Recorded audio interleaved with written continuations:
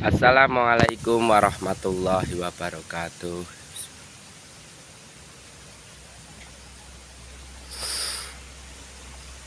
Sugeng Rahayu, Rahayu, Rahayu. Salam sejahtera, salam kuarasam, salam kedamaian, salam kesejahteraan untuk kalian semua. Semoga kalian selalu dilindungi oleh Allah Subhanahu wa Ta'ala, serta diselamatkan dari musibah, entah itu penyakit, entah itu penyu musibah air Nuh yang akan kita terima atau akan tiba, saudaraku.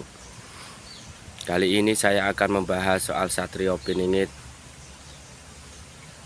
Bagaimana Satrio Piningit mendapatkan ilham atau petunjuk, entah itu dari malaikat Allah maupun dari Allah Subhanahu wa Ta'ala, saudaraku. Ngerokok, saudaraku, bagi yang ngerokok. Kalau yang nggak ngerokok ya silakan makan permen. Dalam pandangan saya, saudaraku, Satrio Piningit di awal-awalnya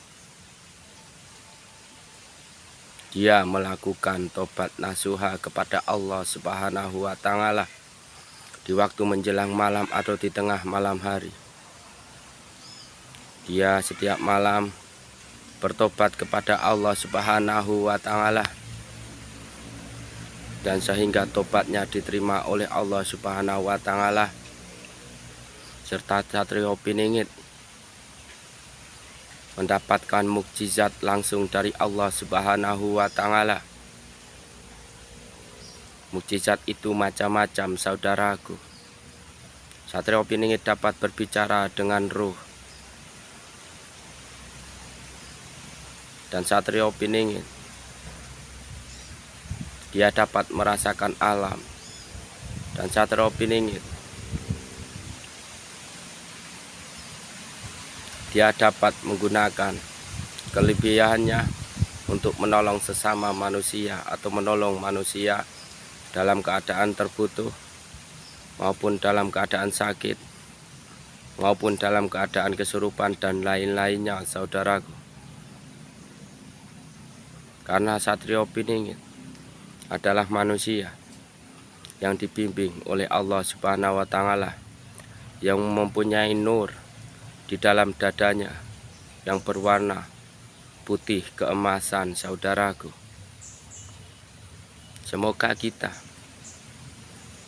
diberi panjang umur dan diselamatkan dari bak Nuh yang akan datang, dan semoga kita dapat dipertemukan atau kita mengalami fase di mana fase itu dipimpin oleh utusan Allah Subhanahu wa Ta'ala, saudara-saudaraku, khususnya subscribe-ku. Amin amin ya robbal alamin. Dalam kita menjalani hidup di dunia ini, sebenarnya kita cuma terbelenggu dengan nafsu kita sendiri, terbelenggu dengan sifat-sifat hewan dalam tubuh jasad kita sendiri, sehingga kita lupa diri, lupa daratan, dan lupa Sang Pencipta. Maka dari itu, ayolah kita menata diri, ayolah kita menata iman, sehingga kita disemogakan oleh Allah Subhanahu wa Ta'ala menjadi orang mukmin ataupun orang yang beriman. Amin amin ya robbal alamin.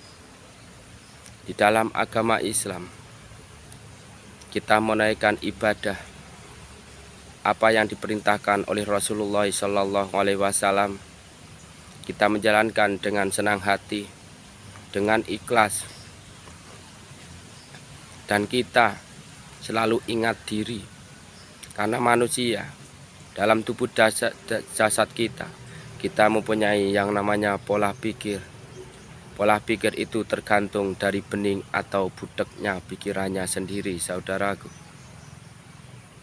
Untuk apa kita menjalankan perintah Rasulullah Shallallahu Alaihi Wasallam, dan untuk apa kita beribadah kepada Allah Subhanahu wa Ta'ala? semuanya itu kita pakai besok kalau kita sudah meninggal, untuk memperhitungkan bagaimana hidup kita di dunia ini. Pasti kita akan menemukan di akhirat nanti, saudaraku. Kenapa di zaman sekarang sedikit-sedikit musyrik, sedikit-sedikit sesat? Bukannya kita lupa, saudaraku, bahwa syahadat yang berbunyi asyhadu alla ilaha illallah wa asyhadu anna muhammadar rasulullah. Saya bersaksi tiada Tuhan selain Allah, dan saya bersaksi baginda Nabi Muhammad sallallahu alaihi wasallam adalah utusan Allah. Nah, pertanyaan kita apakah kita bersaksi? Apakah itu semuanya dari nyata? Jawabannya itu semua ghaib. Kenapa bagi yang sekarang belajar soal ghaib, bisa dibilang dari mata batin. Mata batin kita digunakan untuk melihat dari alam-alam kasat mata. Dan kenapa ada manusia yang diberi petunjuk, entah itu melalui batin, entah itu melalui suara hati atau kalbu, ataupun dari kuping kanan. Gitu. Kalau ada suara di kuping kiri, itu saya pastikan itu dari golongan jin atau yang menyesatkan. Karena saya melaksanakan sendiri, bukan jarine atau cuma membaca. Kenapa Allah menurunkan kitab Al-Quran, saudaraku? Kita kadang juga lupa. Al-Quran itu untuk dibaca, bukan sebagai jimat. Jimat itu apa? Ibarat katanya itu ada Al-Quran ditulis di kertas, ayat-ayat Al-Quran ditulis di kertas lalu dikantongin di dompet. Ibarat kata kalau bahasa Jawanya itu raja, sebagai penyelamat atau pelindung. Itu baru nama hati saya bilang itu baru kesesatan. Karena apa? Cobalah kalian rasakan, banyaklah baca Al-Quran. Syukur-syukur kalian sudah khatam 7 kali. Syukur lebih. Itu, rasakan apa nikmatnya. Satu, hati kita insya Allah selalu dingin. Pikiran kita insya Allah digunakan cuma hal-hal yang untuk baik.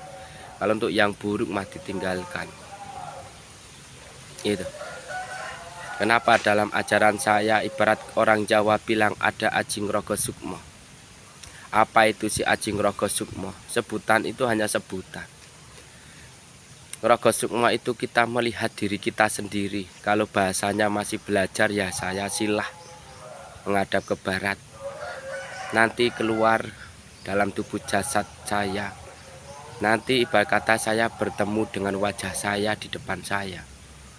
Itu kalau bahasa ilmu. Kalau bahasa iman, itu kita suruh melihat diri kita sendiri dulu. Kita orang baik atau buruknya itu dari kita sendiri, bukan dari orang lain. Karena orang lain itu melihatnya cuma dari casing.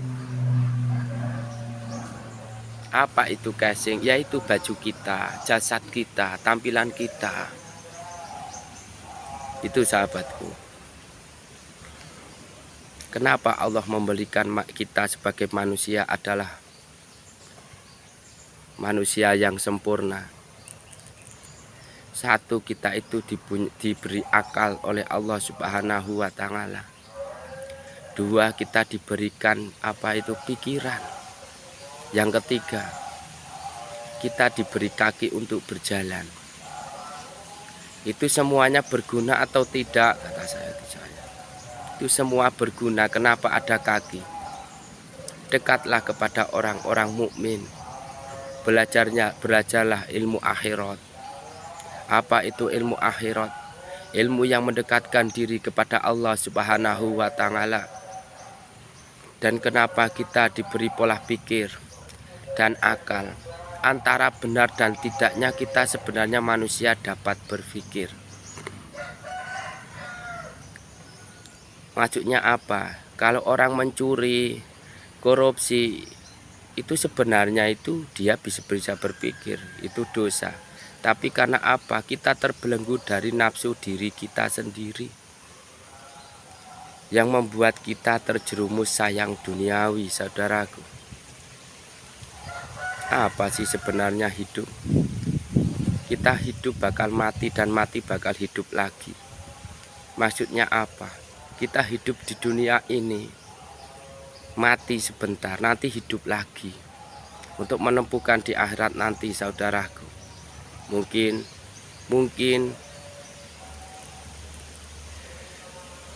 suatu neraka, padang mahsyar, Shirathul Mustaqim, surga Allah itu mungkin cuma dikira halu. Tapi bagi saya pribadi, saya meyakini siksa api neraka itu ada.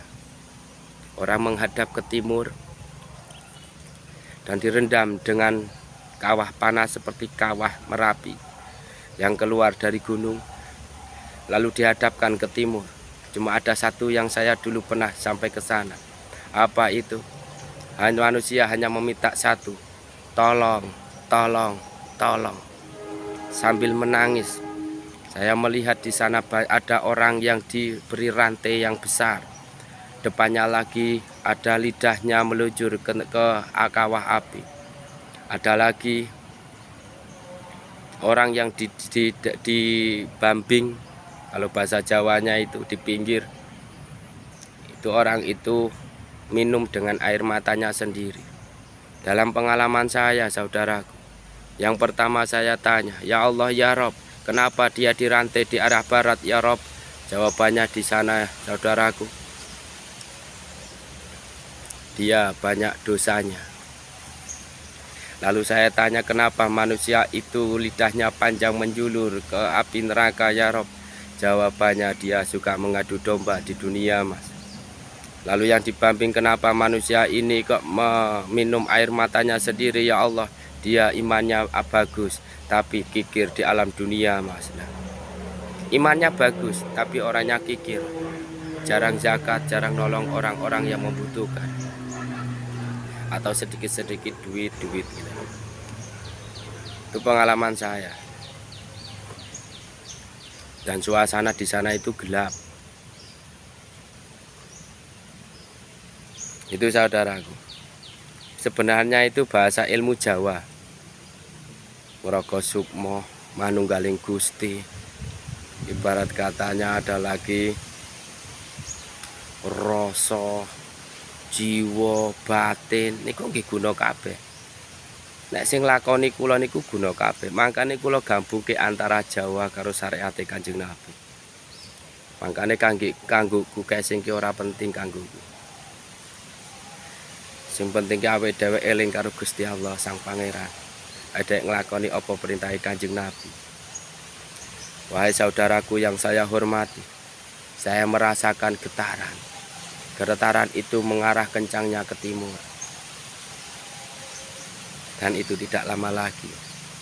Semoga kita diselamatkan oleh Allah Subhanahu wa Ta'ala, saudaraku. Saya pribadi saja suruh lari ke gunung.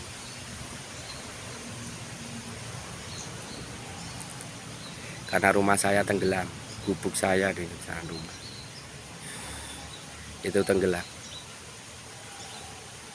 Saya akhiri, semoga bermanfaat. Kalau tidak bermanfaat, ya saya mohon maaf. Kita mempunyai jalan masing-masing, antara hak lurus atau hak melengkong atau hak gelap. Itu kita tergantung dari kitanya sendiri, saudaraku. Salam hormat, salam sejahtera. Semoga kita selalu dalam lindungan Allah Subhanahu wa Ta'ala. Kita besok ketemu lagi, saudaraku. Entah itu kapan. Kalau saya pengen keluar di YouTube, ya saya keluar. Kalau nggak pengen, ya enggak, saudaraku. Saya akhiri, assalamualaikum warahmatullahi wabarakatuh.